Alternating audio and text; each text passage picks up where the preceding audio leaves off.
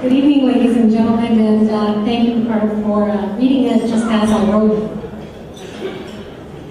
Ladies and gentlemen, I first want to say thank you, Joe, for inviting me again. This is absolutely one of my favorite events. First, I bring you greetings on behalf of the Premier of Ontario, Dalton McGuinty, as well as the Minister of Training Colleges and Universities, Minister John Malloy. So before I start, can I ask, where are the recipients? Can you stand, please, so I can see where you are? Where are the recipients? Right here? Right about here. None over here. Right? So I'm going to focus right here. Congratulations, first of all.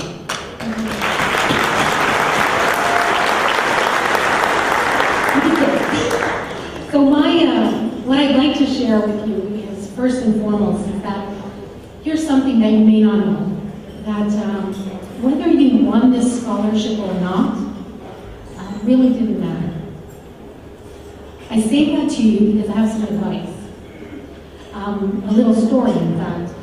I'm kind of embarrassed to say this because we are talking about education. And the secret is that I failed grade 12 math. I can't believe I said that out loud. But I did. My parents came to Canada in the 1960s from Greece with $35 in their pocket. Imagine how I felt that I had to tell my mom and dad that I failed grade 12 math. For 3 days, I kept that piece of paper under my pillow, hoping that they would not find it.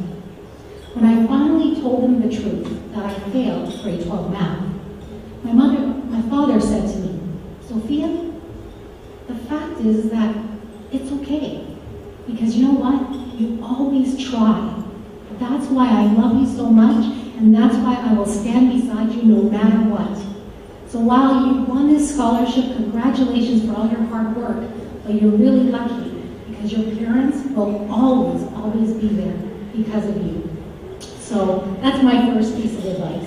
My second piece of advice is there's this great American basketball coach, and he says, young people need models, not critics.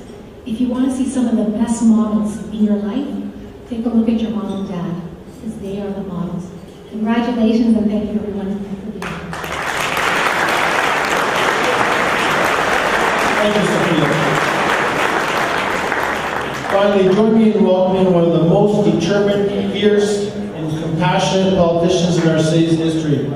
He is proudly serving Hamilton, having our concerns heard at Parliament Hill, while keeping the specific needs of the constituents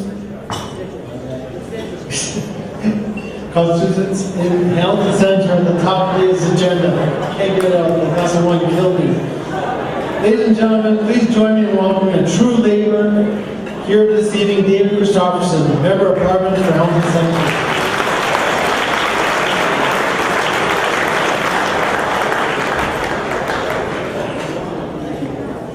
Could have worse, could have been my name.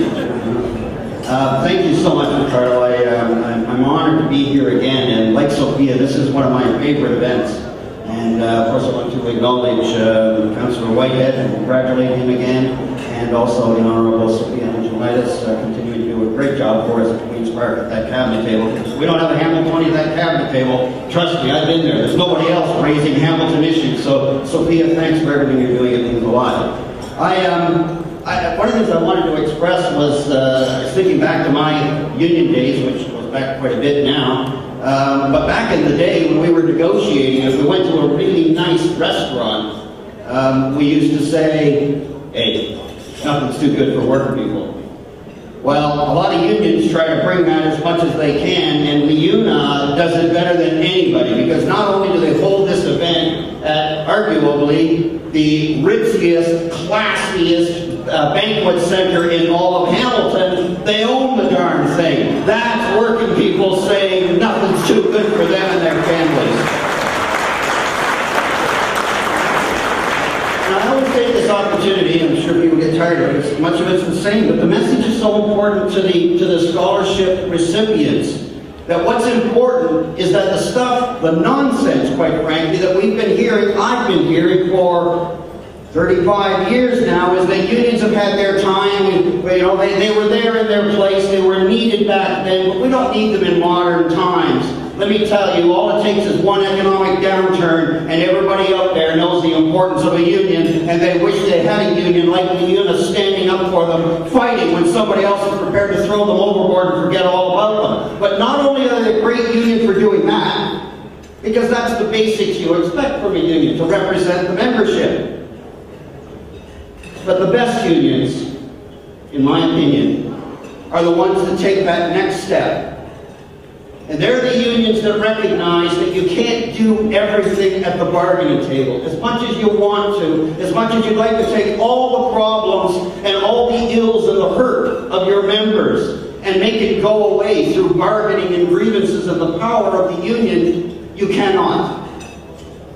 You can't deal with the environment at the bargaining table. You can't deal with inflation. You can't deal with health and safety standards that are set at law. There's a whole host of things you cannot do. But by reaching out tonight to the family members of both of your union members, Liuna 837, and putting together this scholarship fund, every year we're telling another generation of young people that not only does the work that your mom and dad do is really important, and the union is showing their appreciation, but this union cares about their members' families and their future, and is there as much as they can. And that message needs to be carried forward generation after generation, because let me tell you, whether you like it or not, the labor movement is here to stay, and they're going to continue fighting for what's important, and they're going to be there to defend what we've already got, which is the other half of the fight. And letting the young people understand the importance of the labor movement, that there's been no successful democracy in the world that wasn't backed up by a strong labor movement that talked about the issues of working people. And so to the young people, to the recipients, congratulations. This is an enormous milestone for you. I have no doubt that this is but one step in a long, successful journey that you will have. But I sincerely hope that the main message that the union is conveying tonight, that you, the family members of Liuna 837 members, are important, and that the leadership of Liuna 837 is going to do everything they can to deal with their members' issues at the bargaining table, in the workplace, and as much as they can, they're going to reach a helping hand out and help the families of their members. Now that's the kind of union that I think you can stand and be proud of. So, in closing,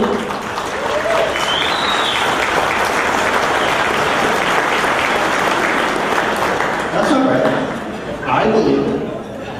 And I think that at the end of the day, the scholarship recipients understand the importance of the work that their parents did, the importance the labor movement played in their life today, and the importance of a strong and free and democratic labor movement going forward. Those messages are important to build the kind of society that we want in Canada. This generation has done the best they can. We weren't able to bring everything across the finish line. It's going to take at least the next generation, and in my mind, tonight is a good start on that road of building that better Canada where everyone gets to grow and be the best that they can be. To me, that's what this scholarship award ceremony is about, and that's what Liuna 837 and their leadership is all about. And I'll be proud any day and every day to stand anywhere and defend the work that Liuna does, and to acknowledge to the young people, be proud of where your parents have been, be proud of their union, be proud of who you are, and go out and build that better Canada. Your parents have laid the groundwork, bring it home for us, finish the job. Thanks very much, everybody.